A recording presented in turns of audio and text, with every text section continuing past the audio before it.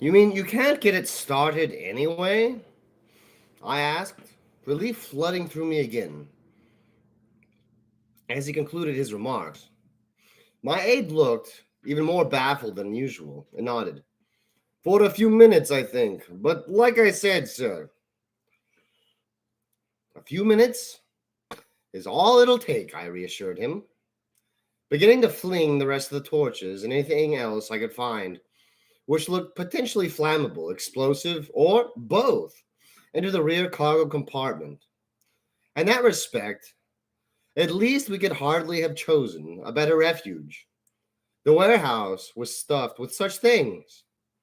Once I collected a goodly assortment of solvents and pressurized gas cylinders, I tapped a small timer unit intended to control a central heating system to a domestic power cell. Then added another igniter. Okay, once again, he made a bomb.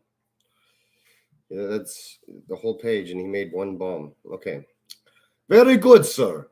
The expression of bafflement never left Jurgen's face, but he fired up the engine nevertheless. I did indeed sound about as well turned. It did indeed sound about as well turned as our purloined buggy, but the revs built up to a howl of protesting metal with gratifying speed. Out of the cab, I wedged the throttle open with a large canister of screws and gestured to the bolts securing the garage doors against the orc horde outside. I'd set the timer for about 2 minutes and hoped that would be enough. The crowning irony would be for us to be immolated by my own cunning plan and undo these quietly. True to form, my aide complied, though looking as confused as ever, sliding the metal rods back against their stoppers before looking back at me for further instructions. Get the frack out of the way, I told him, pushing the truck into gear and jumping for it myself. I have to admit, even after all this time, the memory of what happened next leaves me with a warm, happy glow. In short, it worked like a charm. As Jurgen dived to one side, the press of orcs outside suddenly found the doors they'd been leaning against beginning to give. With another bone-rattling yell of "Whoa!" they surged through the widening gap, just in time to meet the truck coming the other way. Engine screaming, the abused vehicle plowed straight through the middle of them, scattering the lucky ones and flattening the others, who disappeared under its wheels with crushing and squishing noises, uncannily reminiscent of Jurgen eating a bowl of seafood. If any of them screamed, the sound was drowned by the enraged war cry of the rest, who turned as one to race after the fleeing vehicle, firing their weapons wildly as they went. Come on, I called to Jurgen, running in their wake. As I'd hoped, the diversion had worked beautifully. Every orc I could see was now chasing the empty lorry. I found myself hoping at least some of them would catch up to it before the timer reached the limit I'd set. This isn't going to be a healthy place to be in a moment or two. Well, I'd got that right.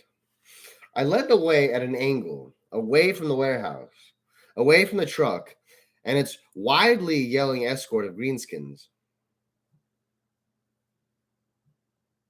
Your editor sucks, Sandy. Sandy, your editor failed you. Your editor failed you. That its has an apostrophe and it shouldn't. It's not the possessive form of its, okay? It's not like the cats, okay? No. It's, that you're saying it is with that apostrophe, all right? So shame. $8. I paid $8, $8 whole a decade ago. Man, if only I could get my money back.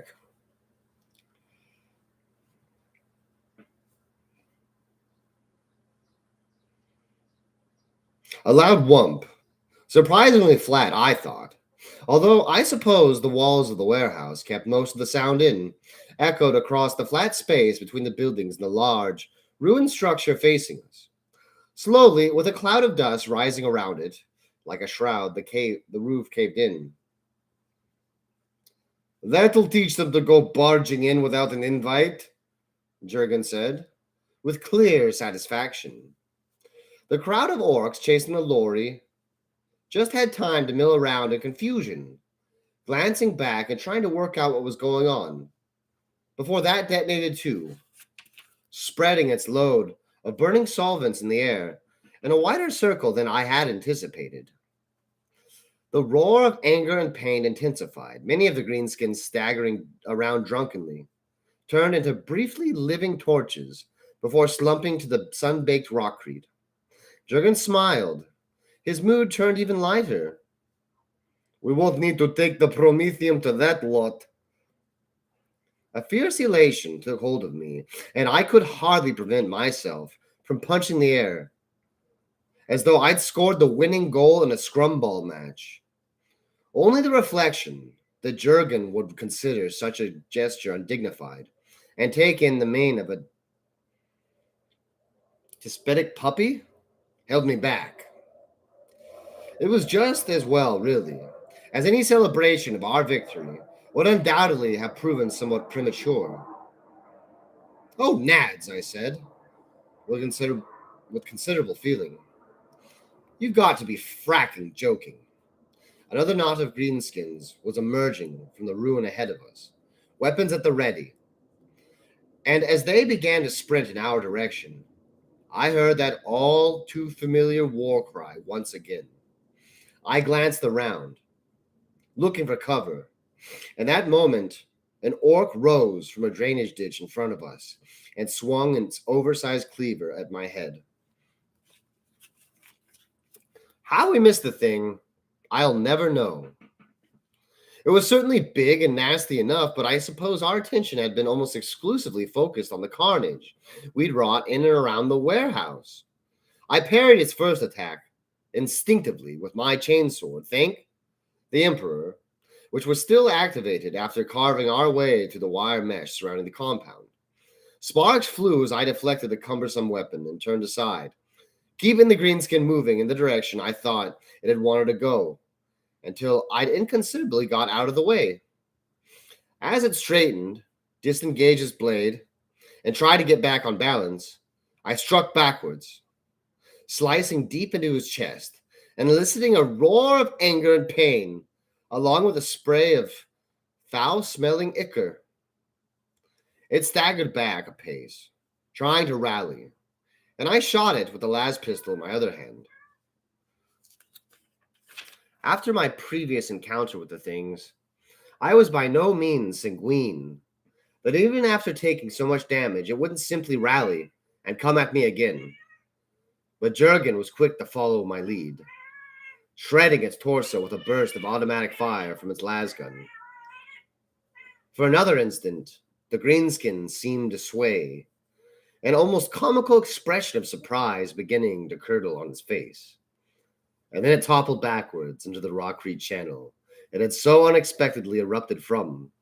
I glanced around, half expecting to see it scrambling back up towards us again, but by the grace of the Emperor, it lay still. There was no time to savor our victory, as a dozen or so of its fellows continued to charge towards us. I dived for cover behind a large metal pipe, crowned with a valve of some kind, and began to take stock of our surroundings. A moment later, the familiar odor of unwashed socks informed me the Jurgen had taken cover too, and not a moment too soon, as the fusillade of badly aimed small arms fire I had begun to associate with these creatures began to rattle and ping off our makeshift refuge. Where the hell did they come from? I asked rhetorically, and Jurgen shrugged, switching his weapon back to single shot mode. That building over there, he explained helpfully, beginning to pepper the onrushing horde with his usual commendable accuracy. He scored several hits, downing a couple of our would-be assailants, just like the ones we'd encountered in the desert. Most of the others simply shrugged off wounds, which would have disabled a man instantly. At this range, my chances of doing any real damage with the las pistol were virtually non-existent. Although I joined in with alacrity, and at least had the satisfaction of seeing a couple of them stagger. I stared at the ruin Jurgen had indicated.